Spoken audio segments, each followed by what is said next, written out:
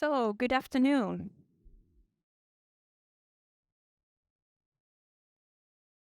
14.6 billion euros, that was the total value of exported forest industry products 2022 from Finland. And that also accounted for 18% of the total value of all exported goods 2022 from Finland. And if we think about what kind of items are these, paperboard, paper pulp, chemicals, and so on goods, they can be counted into these values. If we think more in relation to our everyday life, this would be materials such as boxes, packaging that are holding your items at home, wipes, hygiene products, also some chemicals that are helping us in our households to viscosify certain products. So in a way, many of these materials would be items that we use on everyday basis. And this everyday basis use brings about volume to these materials. And when we think about voluminous products, voluminous materials, we have to trust that behind those there are well thought through and efficient ways of making them. So efficient processes. And in these voluminous processes, we also need to bear in mind that any small changes or small alterations in these voluminous processes will have a large effect. So in a way, we are talking about materials, streams that have impact. When we think about impact in our everyday life, also in the society, of course, there is a third word that we have to add here. It's the responsibility. And if I would now try to verbalize to you what I mean with the responsibility within this field, within this industry, within the research that we do, it would be to stay relevant to the needs of the consumers. It would be also to stay relevant to the legislative work, policy work that's ongoing, that's looking forward to the future and how we develop this area. And so within the forest products, what has been my take, what has been my chosen path, it has been to look into the biomass as a resource of materials streams. So in a way, this would mean then we take the forest biomass, we want to take it in parts, so in different kinds of parts, and then use these streams. And what kind of streams do we have? We have fibers, we have other kinds of particles, we also have polymers. Within those polymer streams, we have three candidates, so we have three actors in the palette. We have cellulose, we have lignins, and we have hemicelluloses. And for a long time, our eyes has been on cellulose because it makes majority of this resource. And because it's also so integral to the fibers that we can liberate from this resource, and we are using for many of those paper products. But at this moment, we are standing in front of a situation where we have to think that cellulose only makes half of the material, right? So if we are somehow thinking about resource efficiency, then of course it would be in our interest to also focus our interests to the other streams. When we are thinking about any changes or shift of focus within this field, and now I want to remind you of the volume, we of course need to keep in mind that these changes, these iterations, these new endeavors that we are going to go and embark on, they always have to hold hands with the processing aspect.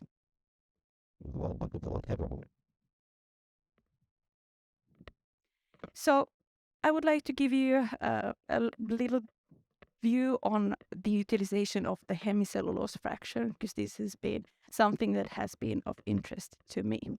So what kind of opportunities can we think there? How can we start to think about expanding the percentage that we are taking use from our resources. So there are some typical or some popular utilization strategies. For example, liberate the hemicelluloses, extract them out from the biomass. We can do it very easily. We can take acids, they will break the molecules smaller, they will leave. We can take alkali, it will dissolve the molecules, again they will leave. We will have extracts. Maybe the challenges here lie then on purification of these extracts. What does it cost? As well as what will we use this for? Then of course there is a chemical route. We can liberate the hemicelluloses as well as any other material from the bioresources and use the elements to construct new chemicals. We can also of course think about the fibers, the ones that we have had our eyes on for such a long time, and try to pump the fibers with, for example, with the hemicelluloses to increase then the yield and the usage.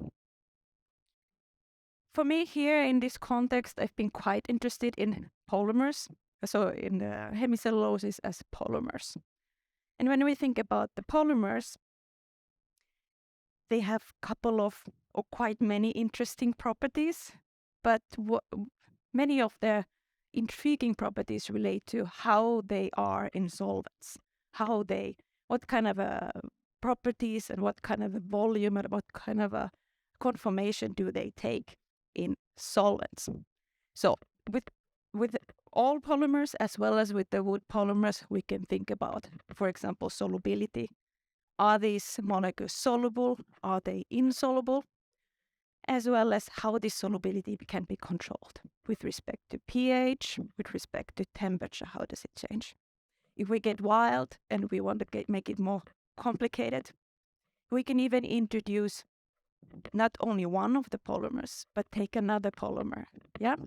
And then you want to consider, how are these two polymers in a solvent? Do they like each other? Do they separate one from one another? Do they like the solvent? Which one likes the solvent more? And these might seem like curiosity-driven questions, quite far from the reality.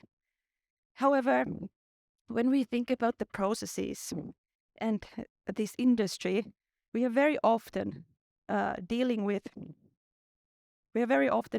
solvent-rich systems. So we have material streams that are rich in solvents, and we are in the process of processing those streams. So their control of solubility, miscibility, separation of different fractions can be quite central when we think about fractionation.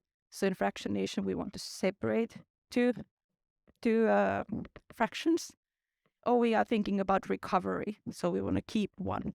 We want to separate the other one and perhaps then cycle the material, as well as in yield. So when we want to make sure we are making the most of a material. So the biomass, it's a chemical and a physically interlinked network.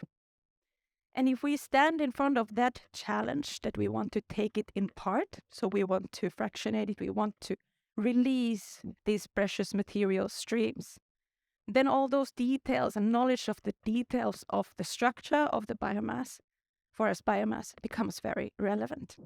And it becomes increasingly relevant when we are thinking about breaking bonds and liberating these materials. And then, of course, it's a question of how much of chemical energy and how much of mechanical energy must we put in? Or maybe even more a question, how little of this energy must we put in to liberate these precious material streams? And this then circles back to these three items: the volume, the impact, as well as the responsibility. Thank you for listening.